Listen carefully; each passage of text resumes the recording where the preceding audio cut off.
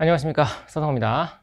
이번에 치러진 국가직 구급과 관련된 해설 강의에 들어가려고 하는데요. 일단 이번 시험에 대해서 가볍게 특성을 조금 설명드리면, 일단 난이도 측면에서는 좀 쉬웠다라고 판단이 돼요. 그렇게 많이 꼬거나 함정을 파거나 그런 것들은 별로 눈에 띄지 않았고요. 또 하나 특징이라고 하는 것은 조금 말문제 비중이 계산 문제 비중보다 좀 많이 늘어났다, 이제 그런 모습을 띄게 되었죠. 물론 이런 말문제 비중이 커진 게 계속 유지될지는 아직 알 수는 없겠습니다만, 어떻게 보면 좀 바람직하다라고 볼 수도 있죠. 왜냐하면 우리는 계산기 없이 우리가 시험을 치르는 그런 시험이다 보니까, 아무래도 말문제 비중이 조금 이제 계산 문제 비중보다 큰 것이 어찌 보면 공무원 시험에 좀 적합한 형태가 아닐까, 그렇게 이제 판단이 됩니다. 어찌되었던 난이도는 조금 쉬웠고 말문제 비중은 조금 좀 많아졌다. 그리고 또 하나 좀 아쉬운 점을 좀 말씀드리면, 그렇게 변별력이 있을 만한 그런 문제가 별로 없었다. 개인적으로 그렇게 이제 판단이 돼요. 그러니까 어려운 문제가 없었다, 그런 컨셉이기보다는 아무래도 좀 공부를 많이 한 학생과 그렇지 않은 학생의 차이를 둘 수 있는 그러한 문제가 조금 부족하지 않았나, 그렇게 이제 조금 생각이 됩니다, 개인적으로. 그럼 한번 관련된 문제 한번 쭉 풀이해 보도록 하겠습니다. 1번입니다. 2000X년 4월 1일 한국은 1년 만기 정기예금에 현금을 예치하였고요. 만기일에 원금과 이자를 수취한다. 주식회사한국이 결산일에 이자에 대한 회계 처리를 누락한 경우입니다. 결산 문제 문제죠, 그죠? 2000X 1년 말 재무제표에 미치는 영향을 옳은 것을 물어보고 있습니다. 상당히 기본적인 문제죠. 이걸 틀리면 안 되겠죠. 그래서 보시면 그 미수수익을 계상하고, 그리고 그에 따른 기간 경과에 따른 발생주에 따라 수익을 인식하는, 이런 게 이제 누락됐다는 이야기니까, 결국 이제 재무상태표 관점에서 봤을 때 자산이 여기 빠지는 순간 과속 예상될 것이고, 부채는 변동이 없지만 자본이 그만큼 과속 예상되겠죠. 그리고 자본의 과속 예상된 원인을 쭉 쫓아가 보면 결국 수익이 적게 잡히는 바람에 당기손익이 적게 잡혀서 자본이 과속 예상되는 그런 모습을 띠게 되는 것이죠. 그 4번, 2번이죠. 자산과 당기손익이 모두 과속돼 계상된다. 1번 문제는 무조건 맞춰주셔야 되는 그런 문제였습니다. 물론 실수로 틀릴 수는 있겠습니다만, 그런 실수조차도 결국에는 그렇잖아요. 아주 어려운 문제 하나 틀린 거나, 저렇게 쉬운 문제를 실수로 틀린 거나, 결국에는 내 입장에서는 결과치로 동일하게 다가오니까 되도록 실수를 하지 않는 그런 자세로 시험을 치러 주셔야 되겠죠. 어찌되었던 그런 실수를 배제하고 말씀드리면 1번은 무조건 맞춰 주셔야 되는 그런 문제 되겠고요. 2번 봅시다. 재무제표 표시에 대한 설명을 옳지 않은 것을 물어보고 있는데요. 정답은 4번입니다. 회계 기준에서 표시 방법의 변경을 요구한답니다. 그럼 바꿔야죠. 근데 맥이 동일해야 된다고요? 이상하죠. 그래서 2번 역시 변별력이 전혀 없는, 무조건 맞춰야 되는 그런 문제 되겠습니다. 나머지 것들 가볍게 읽어보시면 아시겠지만, 건드려질 만한, 특이할 만한 사항 없이 충분히 이제 공부를 한 수험생이라고 한다면 충분히 다 맞는 지문으로 걸러낼 수 있는 그런 내용이었죠. 특히나 시험에서 자주 나왔던 것이 2번 정도 될 텐데, 현금 흐름 정보를 제외하고는 발생주의 회계를 적용하여 재무제표를 작성한다. 틀린 지문으로 모든 재무제표는 발생 기준 회계를 사용해서 작성돼야 된다. 이런 식으로 틀린 지문 만들어지는 것 많이 봤겠죠. 따라서 현금 정보를 제외하고는 나머지는 발생 기준 회계를 사용해야 된다. 이번 지문 깔끔하게 맞겠고요. 계속 기업으로서의 존속 가능성 평가, 이것도 많이 봤던 지문일 거고요. 그죠? 그 다음에 단기 재무제표를 이해하는데 목적 적합하다면 서술형 정보의 경우에도 비교 정보를 포함한다 라고 해서, 우리가 이제 웬만하면 비교식으로 작성한다, 주석마저도 그런 내용들 우리가 다 공부했었던 내용이죠. 따라서 변별력이 별로 느껴지지 않는 문제였습니다. 답은 4번이었고요. 3번 갑니다. 한국의 재무상태표에 계상된 기초 선수임대료는 16,000원, 기말 선수임대료는 24,000원이다. 단기에 현금으로 수취한 임대료가 5만 원인 경우에 단기에 임대료 수익은 얼마냐? 역시 변별력은 없습니다. 그죠? 우리가 증감법에 따라서 관련된 지금 선수 임대료죠. 그러니까 부채의 증감이죠. 지금 보시면 부채의 증가가 8,000원 이렇게 발생했고요. 현금지에 따라서 현금 들어온 게 5만 원.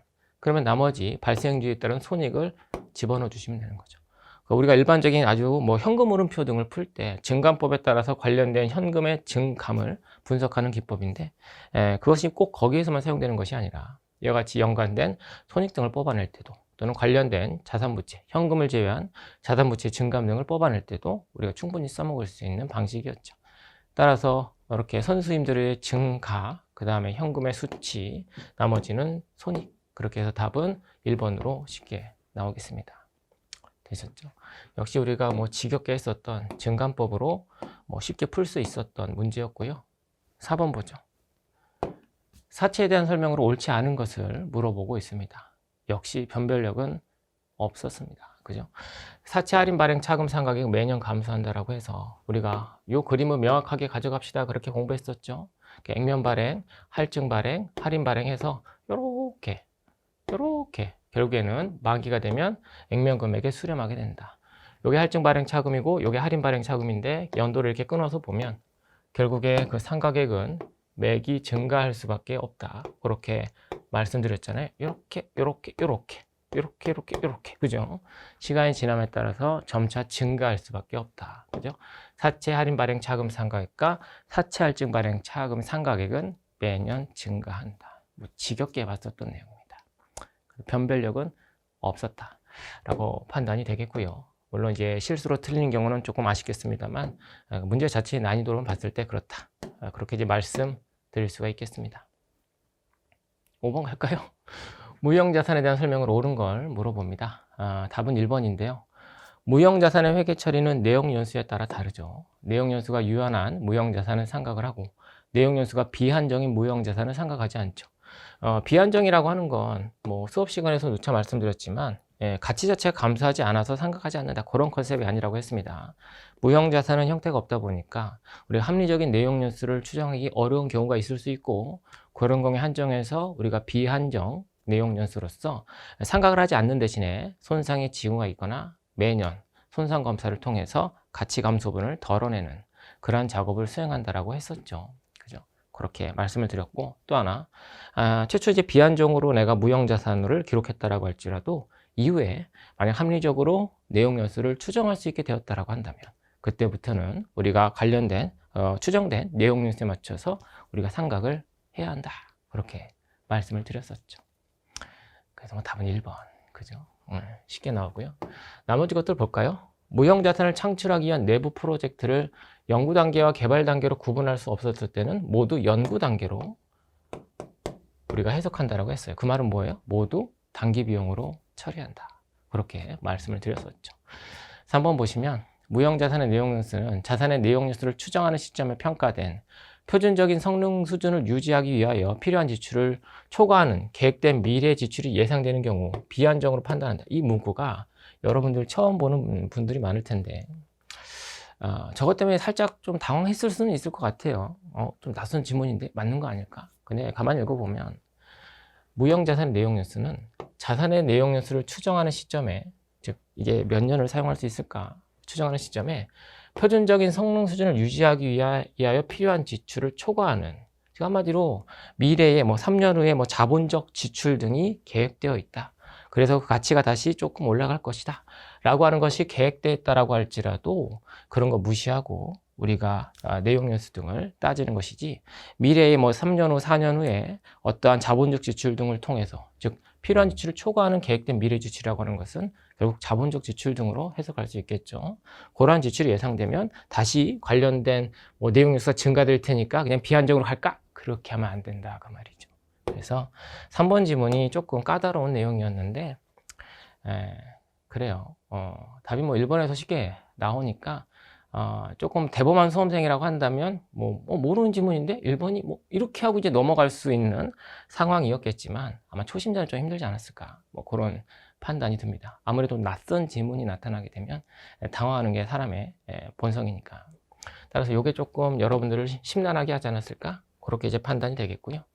그 다음에 4번, 내용연수가 유한한 무형자산은 그 자산을 더 이상 사용하지 않을 때는 상각을 중지한다. 아닙니다. 이것도 상각을 중지하지 아니합니다. 다만 완전히 상각하거나 매각 예정으로 분류되는 경우 그때는 상각을 중지하는 것이죠. 4번 지문 역시 우리가 이제 조금 헷갈릴 만한 내용이긴 합니다. 그죠? 초심자인 경우에. 하지만 뭐 1번이 워낙 이제 명확하다 보니까 1번을 골라내야 되지 않을까. 그래서 5번 같은 경우에는 학급으로 보기 좀 힘들고 3번 지문과 4번 지문이 워낙 낯설고 사람들을 헷갈리게 할 수 있는 여지가 있었기 때문에 한 중급 정도로 판단을 해봤습니다. 됐고요. 6번 볼까요? 재무제표 요소의 측정에 대한 설명으로 옳지 않은 것을 물어보고 있습니다.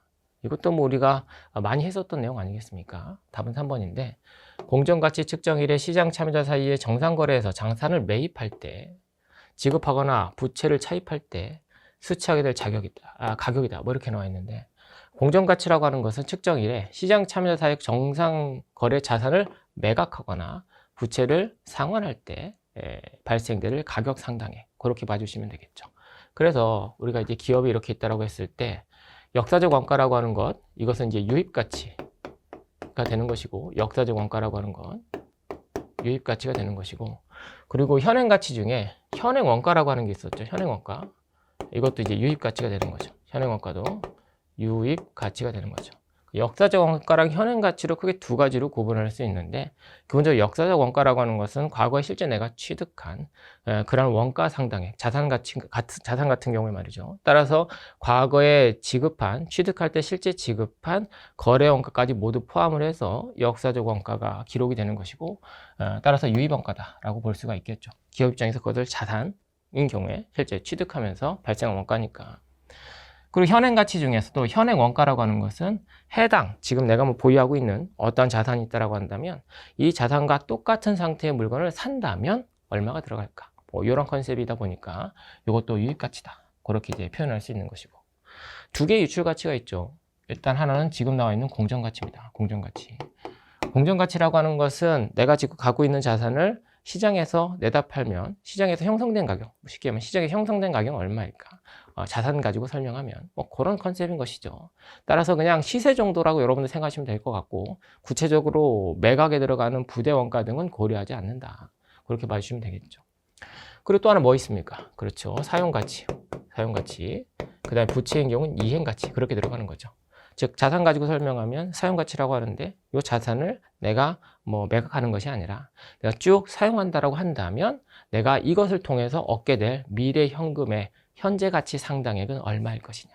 기업의 특유 가치라고 볼 수가 있겠고 사용가치에도 조금 주의하실 건 뭡니까? 그렇죠. 내가 쭉 사용하다가 미래 특정 시점에 내가 결국에는 매각 등을 할 예정이라고 한다면 이 매각 시점에 약간의 현금이 추가적으로 들어오겠죠. 그렇겠죠. 상대방한테 받은 돈 그리고 거래에서 발생한 거래 비용, 그죠? 이 거래 비용까지 모두 고려해서 이것 현재 가치 상당액을 우리가 사용 가치, 부채 같은 경우에는 뭐 이행 가치, 뭐 그렇게 이제 이야기하는 것이죠. 그래서 얘도 이제 유출 가치다. 보통 이렇게 표현을 하는 것이죠. 따라서 공정 가치 같은 경우에는 우리가 측정일의 시장 참여자 사이의 정상 거래에서 자산을 매입할 때가 아니라 내가 자산을 내다 판다면 형성된 그 공정 가치 상당액. 부채 같은 경우에 내가 상환한다면 지급해야 될 가격 상당액 그렇게 봐주시면 되겠고 여기 나와 있는 것처럼 측정일의 매입이나 부채의 차입이라고 하는 것은 결국에는 이거죠. 현행 원가와 관련된 내용일 것이다. 그렇게 여러분들이 생각할 수가 있겠죠. 됐습니다. 그렇게 정리해 주시면 되겠고 6번은 우리가 제가 말씀드린 내용을 명확하게 알고 계신 분이라고 한다면 뭐 충분히 맞출 수 있는 뭐 그런 문제이긴 합니다만 주제 자체가 조금 어렵게 느껴지시는 뭐 우리가 뭐 초시생들이 있을 수 있기 때문에 난이도는 한 중급 정도로 측정해 봤습니다. 됐고요. 7번 보도록 할게요. 재무상태표와 포괄손익계산서에 대한 설명으로 옳지 않은 것을 고르는 건데요. 답은 4번이죠. 기타 포괄손익의 구성요소와 관련된 재분류 조정은 공시할 필요가 없다. 좀 이상하죠. 딱 봐도 이상하죠. 내가 공부를 하지 않았다라고 할지라도 웬만하면 다 공시를 해야 되겠는데, 그죠? 외부정보 이용자의 의사결정에 도움을 주기 위해서 도움이 될 만한 것은 모두 다 공시를 해야 되는데 공시할 필요가 없다. 좀 이상하잖아요. 그래서 느낌상으로도 뭐 4번이 답이 돼야 될 것이겠습니다. 그죠? 재분류 조정은 포괄손익계산서나 또는 주석에 표시를 할 수가 있겠고요.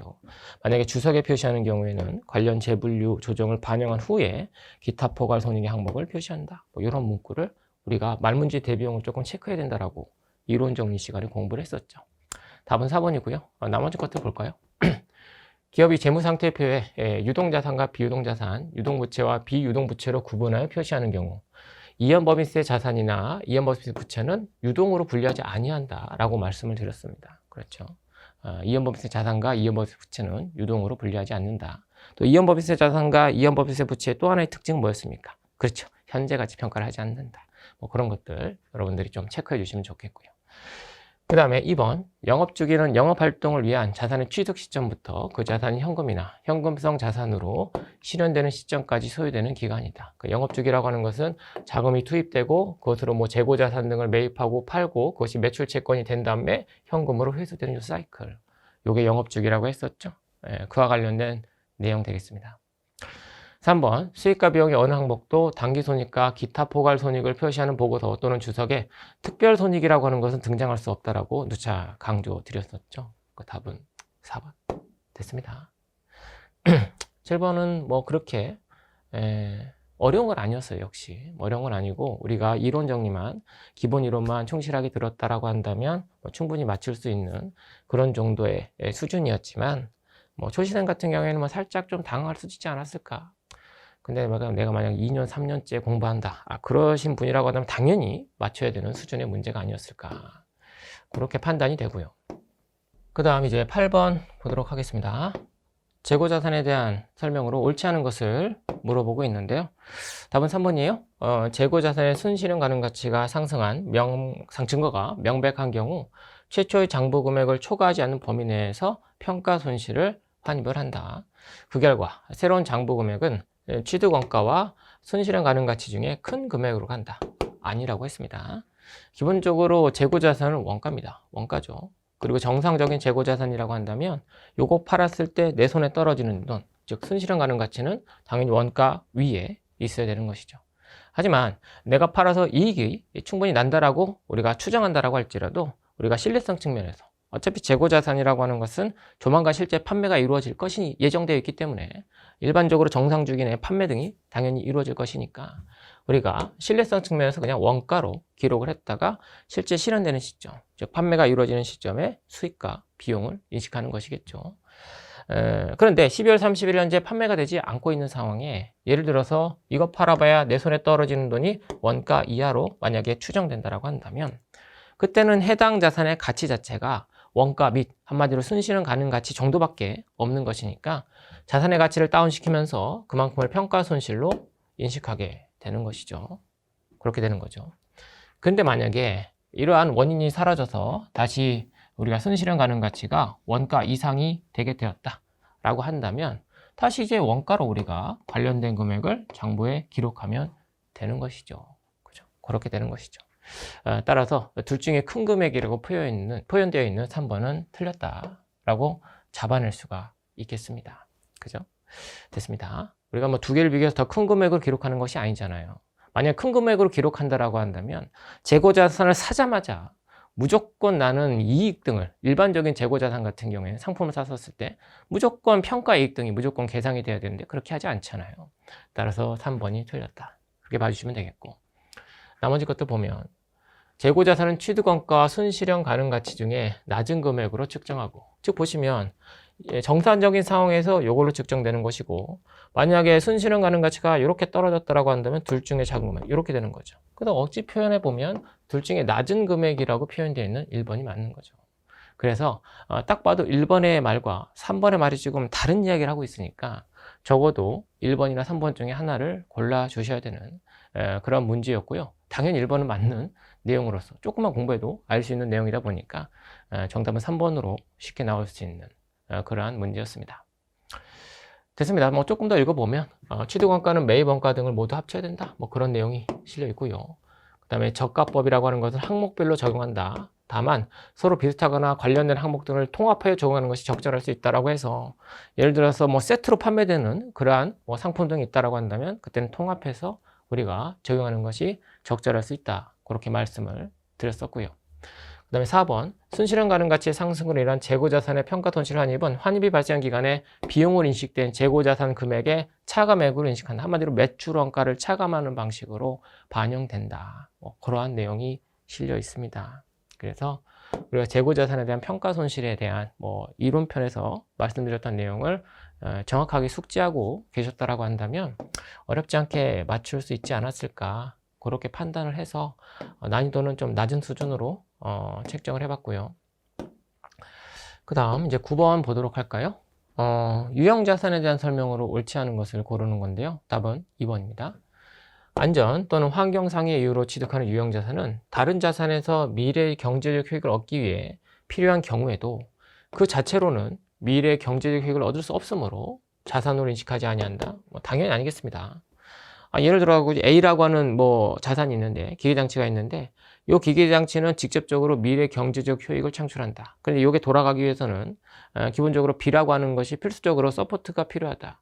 그러면 B라고 하는 것이 직접적으로 미래 경제적 효익을 발생시키지 않는다는 이유로 자산에서 배제하는 것이 맞을 것이냐? 당연히 그렇지 않겠죠.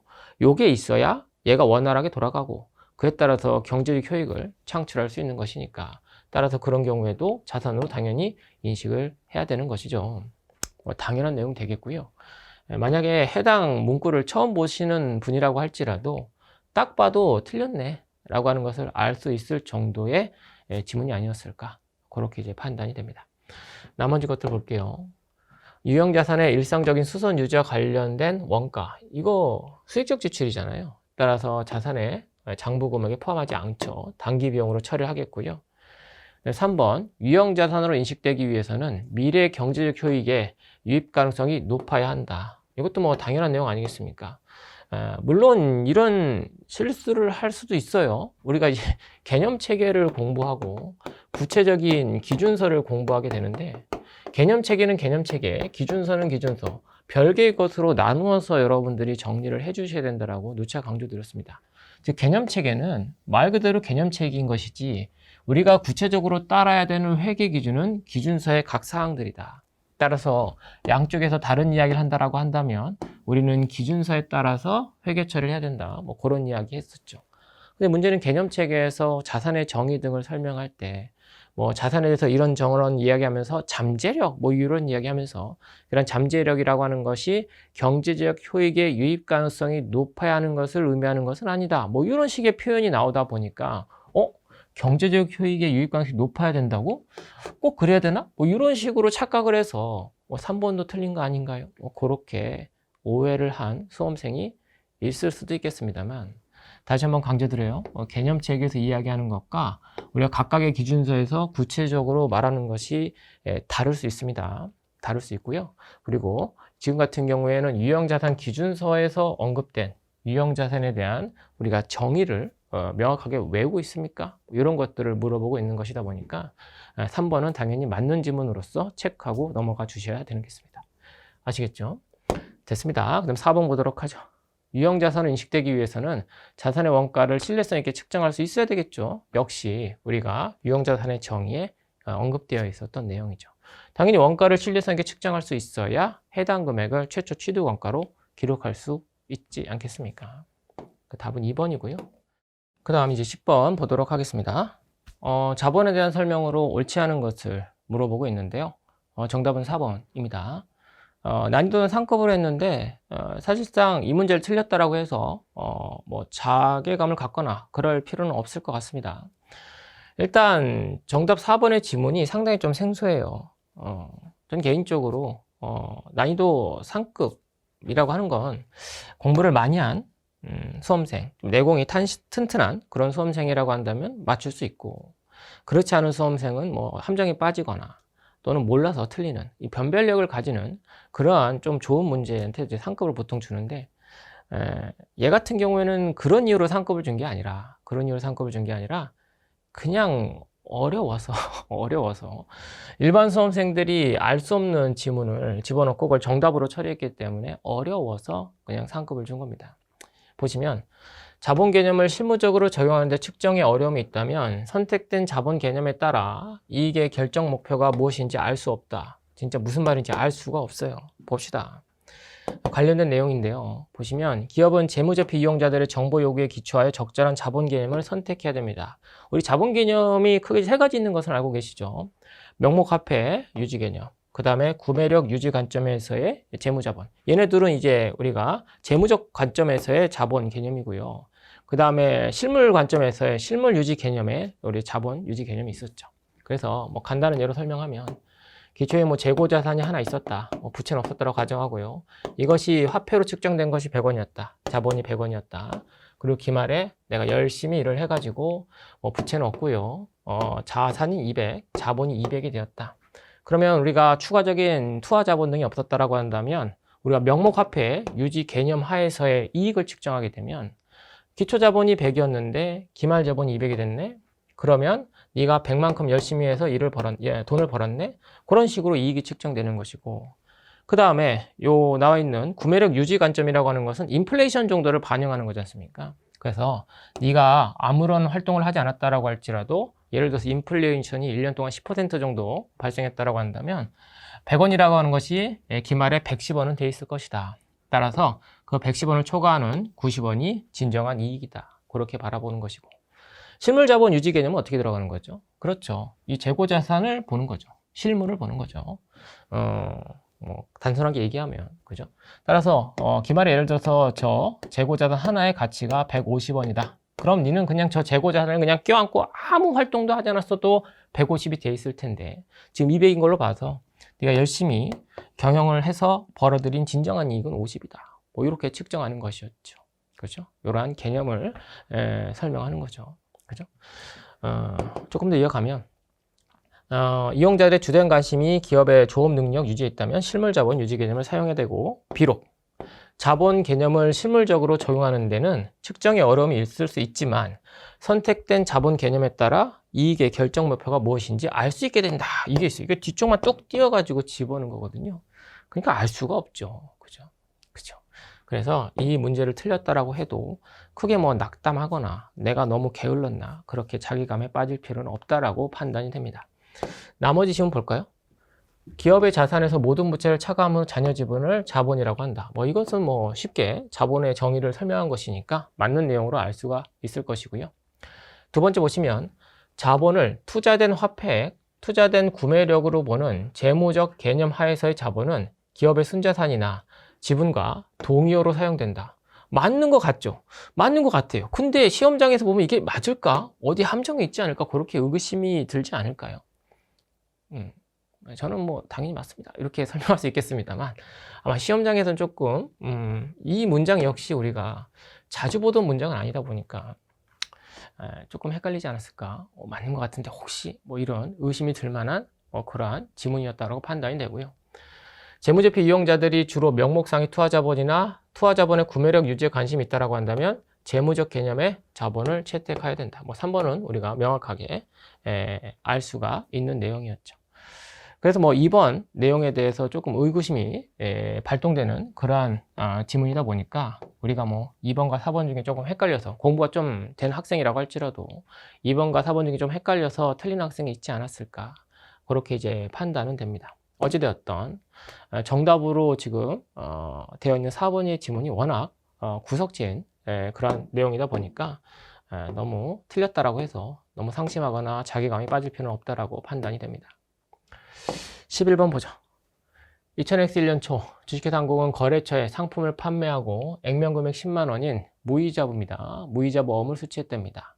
한국은 3개월간 해당 어음을 보유한 후 거래은행에 연 10% 할인받았다. 한국이 받을 어음 소유에 따른 위험과 보상의 대부분을 거래은행에 이전했다면, 한마디로 매각했다면 그렇게 보시면 되겠죠. 매출채권 처분 손실은 얼마인가 이렇게 나왔습니다. 결국에는 만기에 받게 될 금액이 그냥 10만 원인 것이죠. 뭐 이자가 아니니까, 이자가 없으니까. 따라서 만기 금액 10만 원에다가 연기준으로 10%, 즉 한마디로 1년이 남은 시점에서 만약에 할인했다라고 한다면 10만 원에서 만 원 정도를 깐 금액을 받았을 텐데, 지금은 내가 3개월을 보유한 후에 3개월을 보유한 후에 넘겼으니까, 그죠? 6개월 만기 중에 3개월을 보유한 후에 팔았으니까 남은 잔여 기간은 3개월이죠. 그래서 12분의 3을 해서 이만큼을 깎였겠구나 라고 하는 것을 알 수 있을 것이고, 그 금액만큼 우리는 매출채권 처분 손실을 인식하시면 되는 거죠. 되셨죠? 좀 상당히 좀 쉬운 계산 문제 치고 조금 쉬운 문제였어요. 왜냐하면 우리가 보통은 이자부 어음을 가지고 많이 연습을 했겠죠. 근데 지금 같은 경우 무이자부 어음이다 보니까 아무래도 조금 대비를 하는 학생 입장에서는, 수험생 입장에서는 조금 쉽게 맞출 수 있는 그런 문제가 아니었을까, 그렇게 판단이 돼요. 12번 보도록 할게요. 고객과의 계약에서 생기는 수익에서 계약의 식별 기준으로 옳지 않은 것을 물어보고 있습니다. 2번으로 나와 있는데요. 계약의 결과로 기업의 미래 현금의 위험, 시기, 금액이 변동되지 않을 것으로 예상된다. 이상하죠.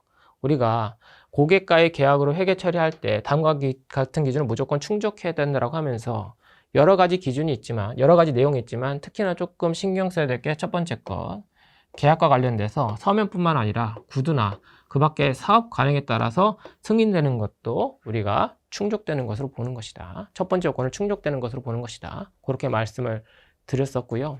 그 다음에 두 번째로 계약이 상업적 실질이 있어야 된다. 이것도 상당히 조금 중요한 포인트라고 말씀을 드렸었죠. 근데 조금 보시면 상업적 실질이라고 표현하진 않고 구체적으로 계약 결과로 미래 현금 흐름의 위험, 시기, 금액이 변동될 것으로 예상된다. 즉 한마디로 이것에 대한 구체적인 풀이라고 해야 되나요? 그와 관련된 내용을 그냥 실어 놓은 것일 뿐이죠. 따라서 관련된 내용을 공부한 수험생이라고 한다면 충분히 답을 2번으로 골라낼 수 있지 않았을까, 그렇게 이제 판단이 됩니다. 그리고 마지막으로 얘도 좀 중요하다고 했습니다. 대가의 회수 가능성이 높아야 된다 라고 하는 것도 설명을 드렸었죠. 뭐 얘네들도 가져가면 좋겠습니다만 5가지 중에 특히나 첫 번째, 네 번째, 다섯 번째가 조금 중요하니까 이런 것들을 조금 신경 씁시다, 그렇게 말씀을 드렸었고요. 그 중에서 계약에 상업적 실질이 있다, 그 부분을 조금 풀어서 지문을 구성해서 정답을 만들어낸 그러한 문제 되겠습니다. 됐습니다. 그렇게 봐주시면 좋겠고요. 그 다음 13번 볼게요. 다음 자를 이용한 단기 매입 채무의 현금 지급액입니다. 그러니까 한마디로 전체 현금 지급액이 아니라 매입 채무 중에 현금으로 갚은 돈이 얼마냐, 이제 그걸 물어보고 있어요. 난이도는 중급으로 처리했는데 뭐 상급으로 봐도 좀 무리가 없는 꽤 괜찮은 문제였던 것 같습니다. 일단 보면 매출 원가를 한번 뽑아보도록 하죠. 즉 한마디로 지금 재고자산과 관련된 전반적인 내용을 다루고 있고 그에 따른 현금 지출액을 지금 물어보고 있으니까 그와 관련된 손익이라고 하는 것은 결국 매출 원가일 거고, 따라서 매출액과 그 다음에 매출 총이익률을 활용해서 매출 원가가 160이다 라고 하는 것을 일단 뽑아낼 수가 있겠고요. 그리고 나서 관련된 재고자산 관련된 총현금 지출액, 한마디로 현금 매입을 하면서 지출된 금액과 매입 채무를 상환하면서 지출된 전체 총 현금 유출액을 우리가 추정해 보면 관련된 손익은 160, 그 다음에 상품을 보시면 기초 대비 기말 10원만큼 감소했고요.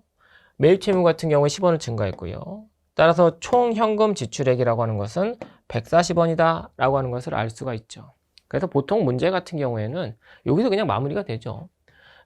재고자산과 관련된 총 현금 지출액은 얼마일까요? 보통 이렇게 이야기가 마무리되기 때문에 3번 이렇게 이제 넘어가면 될 것인데, 지금 보면 매입 채무 중에 현금으로 상환한 금액을 물어보고 있으니까 우리가 140 중에 우리가 사오면서 그냥 매입 채무가 발생하지 않고 사오면서 바로 현금으로 지급한 금액을 별도로 계산한 뒤에 해당 금액을 차감하게 되면 매입 채무 현금 상환액을 뽑을 수가 있는 것이죠.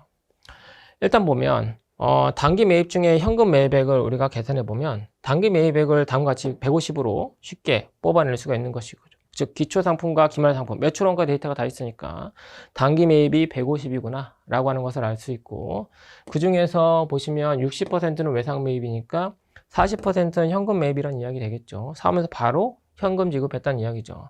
따라서 현금으로 지급한 금액은 60이다.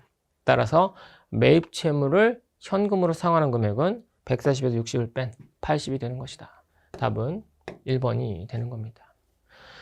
꽤 괜찮은 문제였다고 생각을 하고요. 이번 시험에서 가장 좋은 문제라고, 뭐 개인적으로 가장 좋은 문제가 아니었을까, 그렇게 이제 판단이 됩니다. 됐습니다. 그다음 14번 보도록 하겠습니다. 한국은 종합원가 계산제도를 채택하고 있으며 가중평균법을 적용하고 있답니다. 다음의 자료를 이용한 완성품 원가는 얼마냐를 물어보고 있습니다. 그냥 평균법이니까 기초제공품이 있고 그 다음에 단기 착수량이 있고요. 이렇게 표현이 되어 있고요. 그 다음에 기말제공품 500개 이렇게 나와 있고요. 보시면 중간에 뭐 공선 등에 대한 이야기는 없으니까 완성된 거 2000 이렇게 들어가는 거죠. 그죠? 그리고 재료 같은 경우에는 0% 가공비는 균등하게 투입되는 가장 뭐 일반적인 형태의 문제라고 봐주시면 되죠. 환산량 계산하면 2000, 2000, 얘는 500, 그 다음에 가공비 같은 경우 5, 4, 20에서 200 해서 환산량 뽑아주시면 되겠고, 그 다음에 여기 들어가는 요 숫자 평균법이니까 단기 발생된 것과 기초 제공품에 들어가 있었던 금액을 합쳐서 재료비랑 가공비를 집어넣어 주셔야 되겠죠. 그 재료비 같은 경우에는 이렇게 합쳐서 25,000이 들어가야 되는 것이고 가공비는 44,000이 들어가야 되는 거죠. 그러니까 단위당 환산량은 이렇게 뽑히게 되겠습니다. 완성품 원가는 결국에는 뭐 2000 곱하기 30 하면 될까요? 그러니까 답은 1번으로 나오게 되는 겁니다. 됐어요. 뭐 난이도는 그렇게 어렵진 않았습니다만 뭐 끝까지 가는 뭐 그런 형태의 아주 정형화된 문제였죠. 됐고요. 15번 보도록 하겠습니다.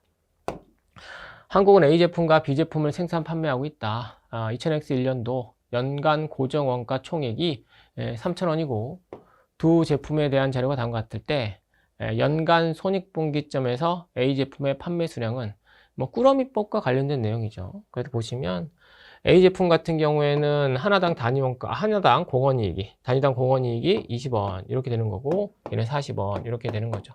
근데 비율을 보면은 얘가 80개 팔릴 때 20개 팔린다라고 나와 있으니까 결국 4대 1. 한마디로 한 꾸러미 안에 얘는 4개, 얘는 1개 뭐 그렇게 들어가 있다라고 볼 수가 있겠죠. 그래서 한 꾸러미에 A라고 하는 제품이 4개, B라고 하는 제품이 하나 들어가 있는 꾸러미를 팔았을 때 꾸러미 공원이익을 한번 계산해 보면 120원이다 라고 하는 것을 알 수가 있겠고 3,000원이라고 하는 고정비를 커버하기 위해서 몇 꾸러미를 팔아야 되느냐? 25꾸러미를 팔아야 된다. 그렇게 뽑을 수가 있겠고 지금 물어보는 것은 A 제품의 판매 수량이니까 결국에는 25 곱하기 4, 즉 한 꾸러미에 4개씩 들어있을 테니까 25 곱하기 4 해서 답은 2번으로 쉽게 나오겠습니다. 역시 뭐 아주 전형적인 꾸러미와 관련된 계산 문제였어요. 특별한 함정도 없었고요. 16번 보도록 하겠습니다. 변동원가 계산에 대한 설명으로 옳지 않은 걸 물어보는데요. 답은 2번입니다. 변동제조 원가와 변동 판매 관리비 등 조업도에 따라 변동하는 원가는 제품 원가로 분류한다. 변동 판관비가 무슨 제품 원가로 갑니까? 그렇죠? 단기 비용으로 처리하는 것이죠. 답은 쉽게 2번으로 나오는 거죠. 우리가 이제 초변동 원가, 변동 원가, 전부 원가 이것들을 구분해서 우리가 정리해야 된다라고 누차 강조를 드렸죠. 기본적으로 직접 재료비가 있고 직접 노무비가 있고 변동 제조 간접비가 있고 고정 제조 간접비가 있습니다. 전부 원가 같은 경우는 얘네들이 모두 제품의 원가에 가산이 됩니다. 그렇죠? 얘도 어찌되었던 조업도와 상관이 없지만 제품 생산과 관련된 지출액이다 보니까 제품의 원가에 배부가 되는 것이죠. 따라서 제품을 많이 생산하면 많이 생산할수록 제품 한 단위당 배부받는 금액은 줄어들 수밖에 없고 결국에 내가 많이 생산하게 되면 결국 제품 단위당 원가가 줄어들다 보니까 똑같은 매출이 발생했다라고 할지라도 많이 생산했을 때 상대적으로 적은 매출 원가를 기록하게 됨으로써 매출 총이익이 높게 올라가는 한마디로 과다 생산을 유인하는 그러한 유인책으로 작용될 여지가 있다. 그렇게 이제 말씀을 드렸고요. 변동원가 같은 경우 말 그대로 변동원가만을 제품의 원가에 집어넣고 얘는 단기 비용으로 전액 처리하죠. 따라서 변동원가 계산 하에서의 영업이익을 계산하게 되면 나의 생산량과는 무관하게 영업이익이 뽑힌다라고 하는 장점이 있는 것이고요. 초변동 원가 같은 경우는 직접 재료비만을 제품의 원가에 넣고 얘네들은 모두 단기 비용으로 처리하죠. 따라서 얘네들 때문에 내가 만약에 판매하지 않는 제품을 생산하는 순간 그만큼이 단기 비용으로 반영되기 때문에 오히려 재고를 가져가는 것을 억제하는 그러한 뭐라고 할까요? 역할을 하는 것이 초변동 원가 계산 방식이라고 했었습니다. 그렇죠? 이 정도 틀만 명확하게 가지고 가신다라고 한다면 정답은 쉽게 뽑을 수가 있는 것이죠. 판관비는 어떠한 경우에도 다 단기 비용으로 처리가 되는 것이죠. 판관비가 제품의 원가로 분류된다. 말도 안 되는 소리죠. 됐습니다. 그 정도로 넘어가시면 될 것 같고요. 나머지 것들 가볍게 읽어봐 주세요. 그 다음 17번 보도록 하겠습니다. 원가에 대한 설명으로 옳지 않은 것을 고르는 건데요. 정답은 3번입니다. 원가란 선택 가능한 두 가지 이상의 대안 간의 차이가 있었던 과거 원가 아니죠. 의사결정과 직접 관련 있는 원가다. 뭐 이렇게 나와 있는데 기본적으로 관련 원가라고 하는 것은 경영 의사결정과 관련된 원가를 말하는 거죠. 그리고 이제 대표적으로 기회원가 등을 우리가 언급할 수가 있는 거죠. 기회원가라고 하는 건 이거 아니겠습니까? 내가 선택 가능한 알바 자리가 3군데가 있었다. 1시간짜리 알바 자리가 3군데가 있었다. 편의점 알바라고 가정해 볼게요. 거리도 똑같고 난이도도 똑같다라고 가정하고요. A는 10,000원을 준다라고 하고 B는 11,000원, C는 12,000원을 준대요.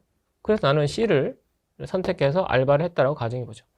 그러면 C를 선택하는 순간 나는 A 알바짜리, B 알바짜리를 포기한 것이 될 것이고 결국 C를 선택했기 때문에 날아간 기회 비용이라고 하는 것은 내가 포기한 대안 중에 가장 큰 값, 11,000원이 되는 것이죠. 그죠? 즉 한마디로 차이를 일으켰었던 과거 원가가 아니라 여기 있는 것처럼 가장 큰 기대이익 등이 우리 기회 원가라고 볼 수가 있는 것이겠죠. 그래서 약간 불완전한 문장이라고 보여지고요. 따라서 3번이 정답이 되겠습니다. 나머지 것들을 보면 매몰 원가란 이미 발생한 과거 원가로서 다시 회수할 수 없는, 즉 미래 의사결정 등에 영향을 미치지 못하는 원가다. 아주 정석적인 내용이 실려져 있고요. 2번, 조업도 수준이 변함에 따라서 총 변동 원가는 일정한 형태로 변화하지만 총 고정 원가는 관련 범위 내에서 일정한 금액을 발생된다. 역시 특이한 내용은 없습니다. 4번, 직접 재료 원가, 직접 노무 원가는 기초 원가, 직접 노무 원가, 제조 간접 원가는 가공 원가. 역시 4번도 특이할 사항은 없습니다. 따라서 정답은 3번 이렇게 나오게 되겠고요. 18번 보도록 하겠습니다. 다음은 중앙건설 A의 기업특별액입니다. 사업형이죠. 행정형이 아니라 사업형입니다. 따라서 지금 재정운영표에 대한 설명을 물어보면서 재정운영 결과를 만약 물어본다 라고 한다면 우리 재정운영 순원가와 재정운영 결과 사이에 들어가는 값 뭐가 있을까요? 그렇죠. 비교한 수익. 비교한 수익이 끼어 들어간다 라고 하는 것을 알 수가 있는 것입니다. 그래서 지금 보시면 자료가 쭉 나와 있지만 우리가 여기서 건져야 될 것은 여기 나와 있는 비고 있죠? 이 비고만 우리가 잘 체크해 주시면 되는 겁니다. 근데 잘 보시면 비교한 수익은 얘밖에 없잖아요. 그죠? 지금 같은 경우에 사업형액이니까 중앙간서의 수준의 우리가 재정운영표라고 할지라도 해당 사항이 반영이 돼야 될 것이고 따라서 재정운영 순환가랑 재정운영 결과가 딱 1,000원만큼 벌어져야 된다. 그렇게 우리가 알 수가 있는 것이죠.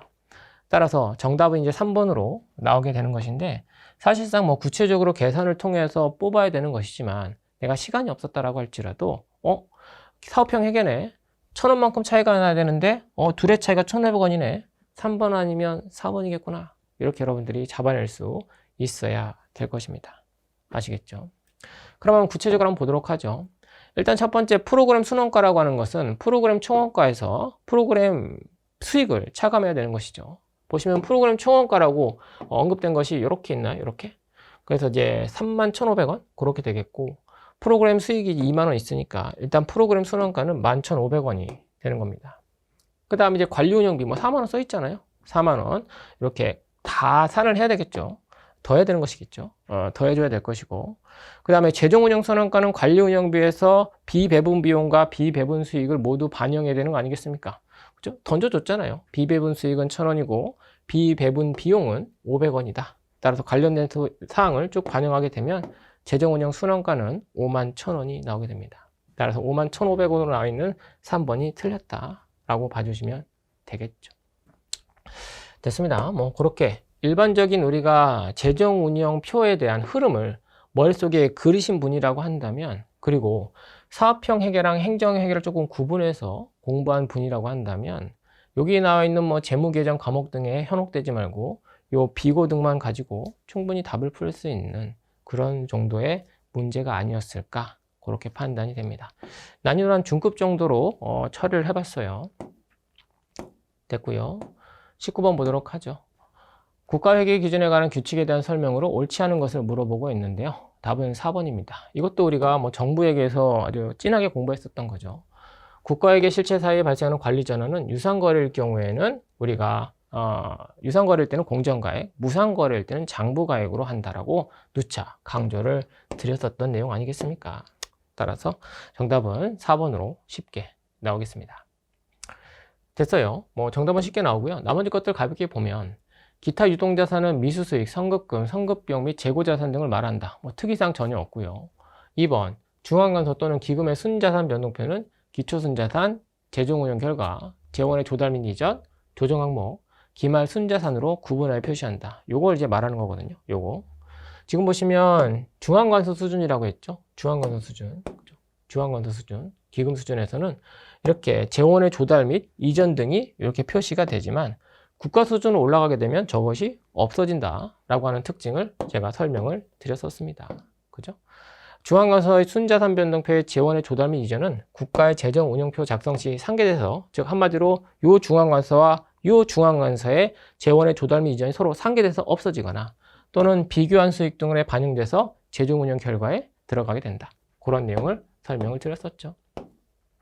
왜냐면 행정의 회계 같은 경우에 비교한 수익 등이 우리가 재정운용표에 반영되지 않고 이쪽에 반영이 되잖아요. 그죠? 우리가 국세 수익을 뺀 나머지 것들은 이쪽에 반영이 되잖아요. 그러나서 이제 국가회계 수준으로 딱 올라가게 되면 중앙관서 수준에 들어가 있던 비교한 수익 등이 모두 제거되면서 비교한 수익 등이 이제 재정운용 결과에 반영되는, 국가 수준의 재정운용표에 재정운용 결과에 반영되는 그런 일이 나타난다라고 설명을 드렸었죠.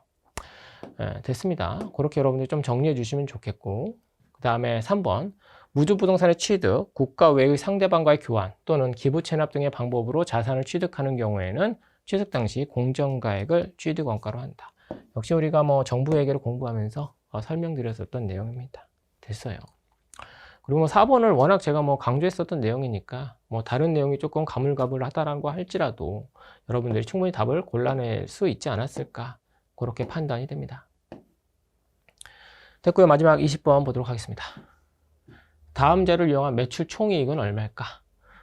한마디로 뭐 회전율 등에 대한 개념을 명확하게 탑재하신 분이라고 한다면 어렵지 않게 맞출 수 있는 난이도 하급의 문제였습니다.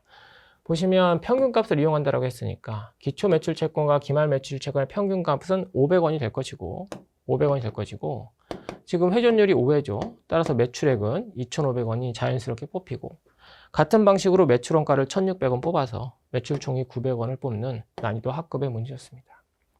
됐어요. 이렇게 20문제죠.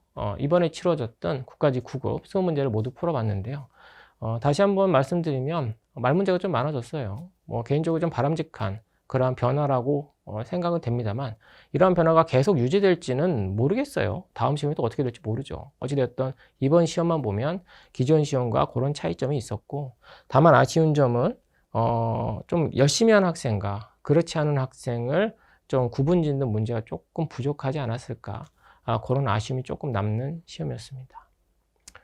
어찌되었던 열심히 하신 분들 같은 경우에 꼭 좋은 결과가 있어서 이제 여기서 더 이상 제 얼굴을 보는 일이 없었으면 하겠고요. 조금 아쉬운 그러한 결과로 이어지는 그런 수험생이 있다라고 한다면 마음 다잡고 뭐 어쩌겠습니까? 다시 한번 또 열심히 공부를 해서 부족한 부분 메꿔가면서 다음에는 꼭 좋은 결과가 있기를 기원 드리겠습니다. 긴 시간 수고 많으셨습니다. 감사합니다.